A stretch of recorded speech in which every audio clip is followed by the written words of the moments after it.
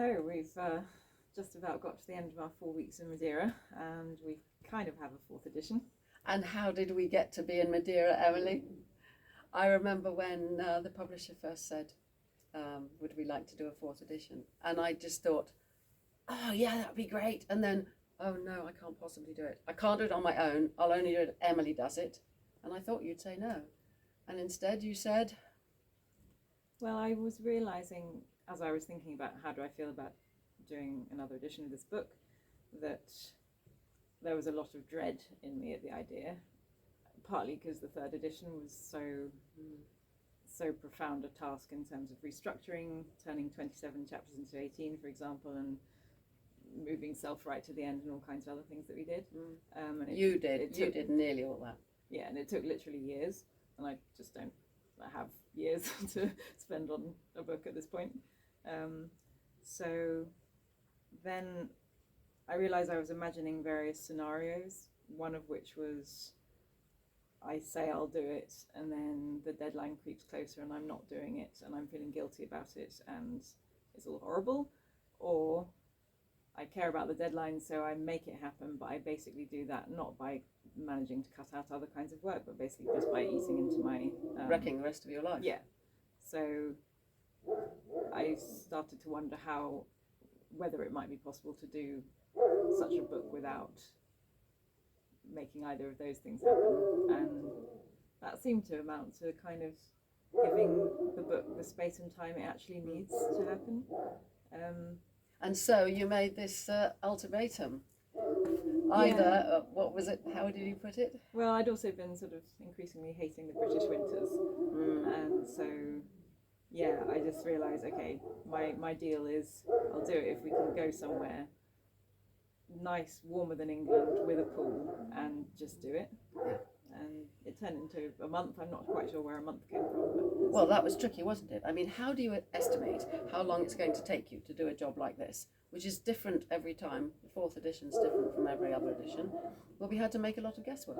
And actually, here we are. Apart from the dog next door, which, poor dog, locked in a... Otherwise, it's the most fantastic place. And it's worked very well for me. Having to be indoors most of the time is a little irksome when it's lovely outside, but on the other hand, we go for a walk every day. We've explored all the countryside around here, and walked down to the sea, and it's been an amazing place. Certainly something to be said for cutting it off from the rest of life, because like you, I felt that if I were trying to do it at home, I'd be constantly struggling and yet more strain, and this way it's been a lot of work, but it's been fantastic putting it into this month.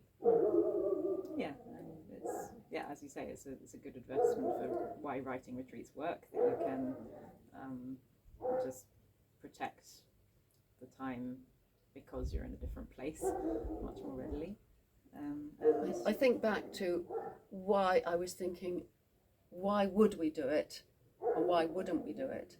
And obviously why we wouldn't do it would be too much hard, but why would we do it? Certainly not for the money. I think we probably spent the entire advance or more on being here.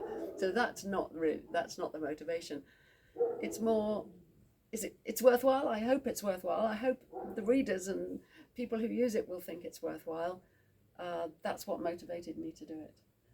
And we have a wonderful quote written on the wall downstairs, which I can't remember precisely, from Edwin Land, but don't embark on a project unless it's manifestly valuable and almost impossible.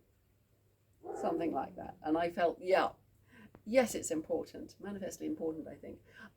It's important in a sense to have a book that tries to put together the state of consciousness studies at the moment, and nearly impossible. Yeah. Yeah, it was definitely a book that should have been impossible to write in the first place, and each edition isn't quite as impossible as the last, I suppose. Certainly this one feels like it was more doable than the third, but yeah, you've got to... It seemed an important enough book that to let it become obsolete at this point would be that was it, wasn't it? That was the thought, to let it become obsolete when everything's moving so fast. A 5-year-old book really wouldn't be worth doing.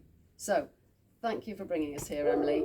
I wouldn't have done it otherwise. Well done. Yeah, it's been great.